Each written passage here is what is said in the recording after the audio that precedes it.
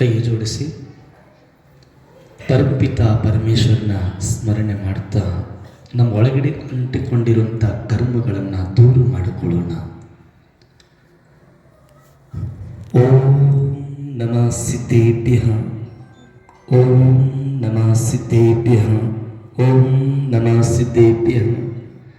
ಸರಸ್ವತಿ ನಮಸ್ತಭ್ಯಂ ವರದೆ ಕಾಮ್ಯರೂಪಿಣಿ, ಉಪದೇಶಾರಂಭಂ ಕರಿಷ್ಯಾಮಿ ಸಿದ್ಧಿರ್ಭವತು ಮೇ ಸದಾ, ಸಿದ್ಧಿರ್ಭವತು ಮೇ ಸದಾ. ಜೈ ಬೋಲೋ ಭಾರತ್ ಮಾತಾ ಕಿ. ಎಲ್ಲರೂ ಕೈಯನ್ನು ಎತ್ತಿ ಎಳಿಬೇಕು. ಜೈ ಬೋಲೋ ಭಾರತ್ ಮಾತಾ ಕಿ, ಬೋಲೋ ಭಾರತ್ ಮಾತಾ ಕಿ, ಬೋಲೋ ಭಾರತ್ ಮಾತಾ ಕಿ. ಅಹಿಂಸಾ ಪರಮೋ ಧರ್ಮ ಕಿ. ಮಾತು ಬಂತು. ಇಲ್ಲಿ ಎರಡನೇ ಸಲ ಬರೋದು ನಮ್ಮ ಗುರುಗಳಾದಂಥ ಆಚಾರ್ಯ ಪುಷ್ಪದಂತ ಸಾಗರ ಮಹಾರಾಜರು 2017ರಲ್ಲಿ ಅವಾಗ ದೊಡ್ಡ ಸ್ವಾಮೀಜರು ಇದ್ದಾಗ 2017ರಲ್ಲಿ ಜೂನ್ ತಿಂಗಳಲ್ಲಿ ನಾವು ಬಂದಿದ್ದು, ಗುರುಗಳ ಜೊತೆಗಿದ್ದು. ಆ ಸಮಯದಲ್ಲಿ ಸ್ವಾಮೀಜರ ಮೀಟ್ ಆಗಿದ್ದು, ಗುರುಗಳಿದ್ದರು. ಇದೇ ಮಂಚದಲ್ಲಿ ಅವರ ಪ್ರವಚನ ಇತ್ತು.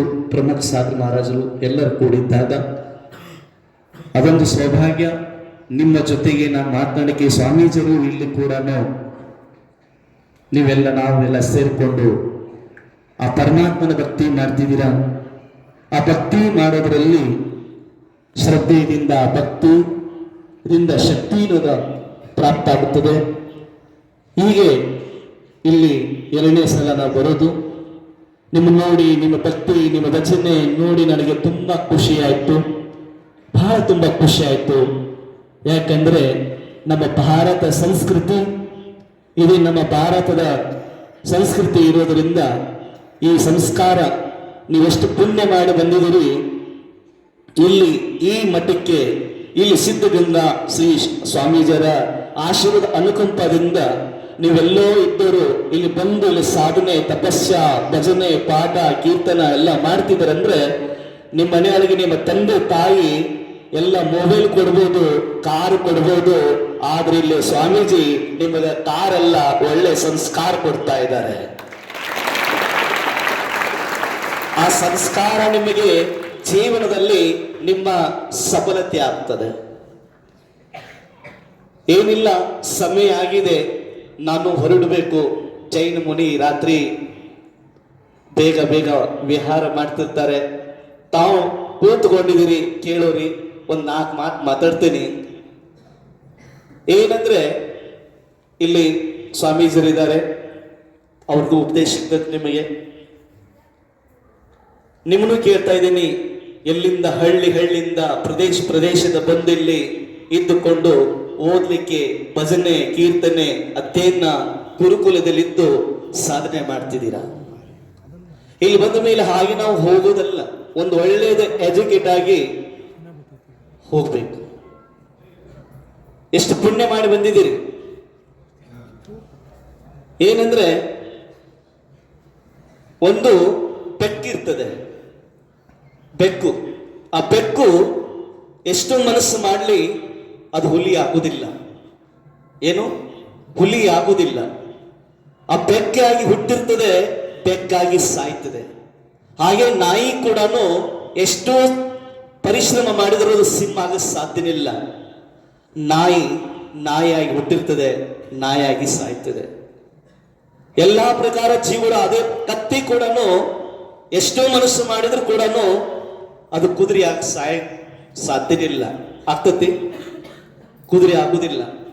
ಕತ್ತಿಯಾಗಿ ಹುಟ್ಟಿರ್ತದೆ, ಕತ್ತಿಯಾಗಿ ಇರ್ತದೆ, ಕತ್ತಿಯಾಗಿ ಸಾಯ್ತದೆ. ಆದ್ರೆ ಮನುಷ್ಯ ಹಾಗಲ್ಲ. ಮನುಷ್ಯ ಮನಸ್ಸು ಮಾಡಿದ್ರೆ ಅವನು ನರಕಕ್ಕೂ ಹೋಗ್ಬೋದು. ಮನುಷ್ಯ ಮನಸ್ಸು ಮಾಡಿದ್ರೆ ಸ್ವರ್ಗಕ್ಕೂ ಹೋಗ್ಬೋದು. ಮನುಷ್ಯ ಅವನ ಮನಸ್ಸು ಮಾಡಿದ್ರೆ ಮೋಕ್ಷಕ್ಕೂ ಹೋಗ್ಬೋದು. ಮನಸ್ಸು ಮಾಡಿದ್ರೆ ಸ್ವಾಮೀಜಿ ತರ, ನಮ್ಮ ಸ್ವಾಮೀಜಿ ತರನು ಆಗಬಹುದು. ಮನಸ್ಸು ಮಾಡಿದ್ರೆ ಎಲ್ಲ ತರನು ಅರಿಹಂತ ಭಗವಂತರಾಗಬಹುದು, ಪರಮಾತ್ಮನಾಗಬಹುದು. ಮನಸ್ಸು ಮಾಡಿದ್ರೆ ಡಾಕ್ಟರ್ನೂ ಆಗ್ಬೋದು, ಮನಸ್ಸು ಮಾಡಿದ್ರೆ ನಾಯಕನೂ ಆಗ್ಬೋದು, ಮನಸ್ಸು ಮಾಡಿದ್ರೆ ಮನುಷ್ಯ ನಾನಾ ಪ್ರಕಾರ ಸಾಹುಕಾರನಾಗ್ಬೋದು, ಬಡವನು ಆಗಬಹುದು. ಅವನ ಕೈಯಲ್ಲಿದೆ. A for apple, Z for zebra, V for wall ಅಲ್ಲ, birth, birth, D for death. B ಅಂದ್ರೆ ಏನು? ಬರ್ತ್ ಇದೆ, ಜನ್ಮ ಇದೆ. ಟಿ ಅಂದ್ರೆ ಏನಿದೆ ಅಂದ್ರೆ ಕನ್ನಡದಲ್ಲಿ ಸಾವಿದೆ. ಬಿ ಮತ್ತು ಬಿ ದಲ್ಲಿ ಮಧ್ಯೆ ಇನ್ನೊಂದು ಅಕ್ಷರದ ಸಿ ಇದೆ. ಏನಿದೆ? ಸಿ ಇದೆ. ನೀವು ಜನ್ಮ ಮತ್ತು ಮೃತ್ಯುದಲ್ಲಿ ಮಧ್ಯದಲ್ಲಿ ಆ ಸಿ ಏನ್ ಹೇಳ್ತಿದ್ರೆ, ನೀವು ಇಲ್ಲಿ ಬಂದು ಕುಳಿತುಕೊಂಡಿದ್ರಿಂದ ಓದ್ತಿದ್ದೀರಂದ್ರೆ ಚಾಯ್ಸ್ ಮಾಡ್ಕೋ ಅಂತ ಇಲ್ಲಿ ಒಂದು ಸಿದ್ಧಗಂಗಾ ಮಠದಲ್ಲಿ ನಿಮಗೆ ಚಾಯ್ಸ್ ಮಾಡ್ಲಿಕ್ಕೆ ಒಂದು ಅವಕಾಶ ಇದೆ. ಚಾಯ್ಸ್ ಮಾಡ್ಕೋ. ನೀನು ಲೈಫ್ ಇಡೀ ಜಗತ್ತಿನಲ್ಲಿ ನಿಮಗೆ ಎಲ್ಲಾರ್ದು ಪರಿಚಯ ಇರ್ಬೋದು. ಯಾರ್ಯಾರ್ದು? ಸ್ವಾಮಿ ವಿವೇಕಾನಂದ ಇರ್ಬೋದು, ಸ್ವಾಮೀಜಿಯರು ಇರ್ಬೋದು, ದೊಡ್ಡ ಸ್ವಾಮೀಜಿಯರು ಇರ್ಬೋದು, ರಾಮ್ ಇರ್ಬೋದು, ಕೃಷ್ಣ ಇರ್ಬೋದು, ಮಹಾವೀರ್ ಸ್ವಾಮಿ ಎಲ್ಲಾರ್ದು ಪರಿಚಯ ಇದೆ. ಕಲ್ಪನಾ ಚಾವ್ಲಾ ಇರ್ಬೋದು, ಅಬ್ದುಲ್ ಕಲಾಂ ಇರ್ಬೋದು, ಎಲ್ಲ ದೊಡ್ಡ ದೊಡ್ಡ ಮಹಾನ್ ವ್ಯಕ್ತಿ ಗೊತ್ತಿದ್ದಾರೆ ನಿಮಗೆ. ಆದರೆ ಅವರಿಗೆ ನಿಮ್ಮ ಹೆಸರು ಗೊತ್ತಿದೆ. ಯಾಕೆ? ಯಾಕೆಂದ್ರೆ ಅವ್ರ ಹೆಸರು ನಿಮಗೆ ಗೊತ್ತಿದೆ, ಆದ್ರೆ ಅವರಿಗೆ ನಿಮ್ಮ ಹೆಸರು ಯಾಕೆ ಗೊತ್ತಿಲ್ಲ ಅಂದ್ರೆ ನಾವು ಸಾಧನೆ ಮಾಡಿಲ್ಲ. ಸಾಧನೆ ಮಾಡಬೇಕಾದ್ರೆ ಸ್ವಾಮೀಜರು ಯಾವ್ದು ಪ್ರಕಾರ ಮಾರ್ಗದರ್ಶಕಾಗಿ ನಿರ್ದೇಶ ಸಂತ ಮಹಾತ್ಮರು ಏನು ಕೊಡ್ತಾರಲ್ಲ ಆ ಪ್ರಕಾರದನ್ನ ಗ್ರಹಣ ಮಾಡಿಕೊಂಡು ಸಾಧನೆ ಮಾಡಿದ್ರೆ ನಿನ್ನೂ ಈ ಇಡೀ ಜಗತ್ತಿನ ಪರಿಚಯ ಆಗಿ ಹೋಗ್ತೀಯ. ಇಷ್ಟೇ, ನಾನು ಸಮಯ ತಗೊಳ್ಳೋದಿಲ್ಲ. ಸ್ವಾಮೀಜರು ಬಹಳ ಖುಷಿಯಿಂದ ಅವಕಾಶ ಕೊಟ್ಟಿದ್ದಾರೆ.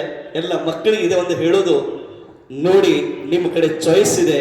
ಇಂಜಿನಿಯರ್ನಾಗ್ಬೋದು, ಸಂತ ಮಹಾತ್ಮನಾಗ್ಬೋದು.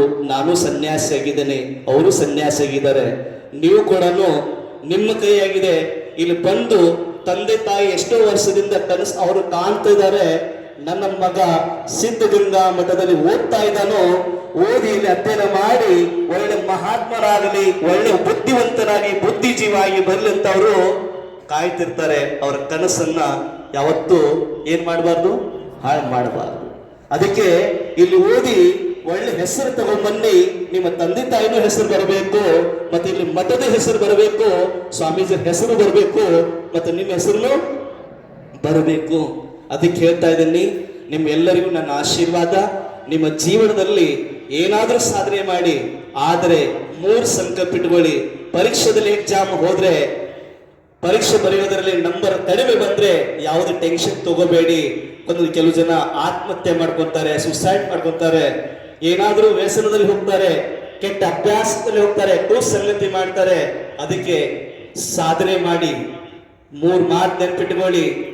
1ನೇದು ಸಾಹಸ, 2ನೇದು ಉತ್ಸಾಹ, 3ನೇದು ಧೈರ್ಯ. ಸಾಹಸ, ಉತ್ಸಾಹ, ಧೈರ್ಯ ಇತ್ತಂದ್ರೆ ಅವು ಎಲ್ಲೇ ಹೋದ್ರೂ ಪಾರಾಗಿ ಬರುತ್ತಾನೆ. ಅದ್ರ ಜೊತೆಗೆ 2ನೇದು ಮಾತು ಏನಂದ್ರೆ, 1ನೇದು ಸಿಟ್ಟು ಮಾಡ್ಕೋಬಾರ್ದು. ಏನ್ ಮಾಡ್ಕೋಬಾರ್ದು? ಸಿಟ್ಟು ಮಾಡ್ಕೋಬಾರ್ದು. 2ನೇದ್ದು ಯಾವುದೇ ಒಳ್ಳೇದಾಗಲಿ ಕೆಟ್ಟದಾಗಲಿ ಬೇಗನೆ ಯಾವುದು ಡಿಸಿಷನ್ ಅಂದ್ರೆ ನಿರ್ಣಯ ತಗೋಬಾರ್ದು.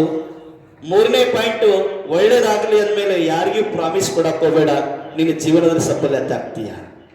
ಯಾಕಂದ್ರೆ ಸಿಟ್ಟು ಮಾಡ್ಕೊಳ್ಳೋದ್ರಿಂದ ಪರಿವಾರ ಸಮಾಜದಿಂದ ದೂರ ಆಗಬೇಕಾಗ್ತದೆ. ನಿರ್ಣಯ ತಗೋಬೇಕಾದ್ರೆ, ನೀವೇನಾದ್ರೂ ನಿರ್ಣಯ ತಗೋಬೇಕಾದ್ರೆ ಒಮ್ಮೆಗೆ ನೀವೇ ಸ್ವಯಂ ನಿರ್ಣಯ ತಗೋಬೇಡಿ. ಒಂದ್ಸಲ ಸ್ವಾಮೀಜರಿ ಕೇಳಿ, ಅಲ್ಲಿ ಮೇಷ್ಟ್ರು ಇರ್ತಾರೆ, ಸರ್ ಇರ್ತಾರೆ, ಇಲ್ಲ ನಿಮ್ಮ ತಂದೆ ತಾಯಿನ ಕೇಳಿ, ಅದ್ರ ಮೇಲೆ ನೀವು ನಿರ್ಣಯ ತಗೊಳ್ಳಿ. ನೀವು ಸ್ವಯಂ ನಿರ್ಣಯ ತಗೊಂಡ್ರೆ ಏನಾದ್ರೂ ತಪ್ಪಾಗ್ಬೋದು. ಅದಕ್ಕೆ ದುಡುಕಬೇಡಿ. ಅದಕ್ಕೆ ಒಂದು ದೊಡ್ಡವರು ಇದ್ದಾರೆ ಅಂದ್ರೆ, ದೊಡ್ಡವರು ಎದುರುಗಡೆ ದೊಡ್ಡವರಂತೆ ವರ್ತಿಸಿದರೆ ಅಲ್ಲಿ ದೊಡ್ಡವರ ಆಶೀರ್ವಾದ ಸಿಗೋದಿಲ್ಲ. ದೊಡ್ಡವರು ಎದುರುಗಡೆ ಚಿಕ್ಕದಂತ ವರ್ತಿಸಿದರೆ ಅಲ್ಲೇನಾಗ್ತದೆ, ದೊಡ್ಡವರ ಆಶೀರ್ವಾದ, ಪ್ರೀತಿ, ಪ್ರೇಮ, ವಾತ್ಸಲ್ಯ ಸಿಗುತ್ತದೆ. ಅದಕ್ಕೆ ಏನಾದರೂ ಇದು ಮಾಡಬೇಕಾದ್ರೆ ದೊಡ್ಡವರ ಆಶೀರ್ವಾದ ತಗೋಬೇಕು. ಸ್ವಾಮೀಜರು ಅವರ ಆಶೀರ್ವಾದ, ಅನುಕಂಪ, ಸಂತ ಮಹಾತ್ಮರ ಆಶೀರ್ವಾದ, ತಂದೆ ತಾಯಿ ಆಶೀರ್ವಾದದಿಂದ ನೀವು ಜೀವನದಲ್ಲಿ ಬೆಳಕಾಗ್ತದೆ. ಅದಕ್ಕೆ ನಿಮ್ಮ ಜೀವನದಲ್ಲಿ ಇಲ್ಲಿ ಬಂದ ಮೇಲೆ ಯಾವುದೇ ಕೆಟ್ಟ ಅಭ್ಯಾಸ, ಹೊರಗಡೆ ಊರು ಹೋದ್ರು ಕೂಡ ಮಾಡಬಾರದು.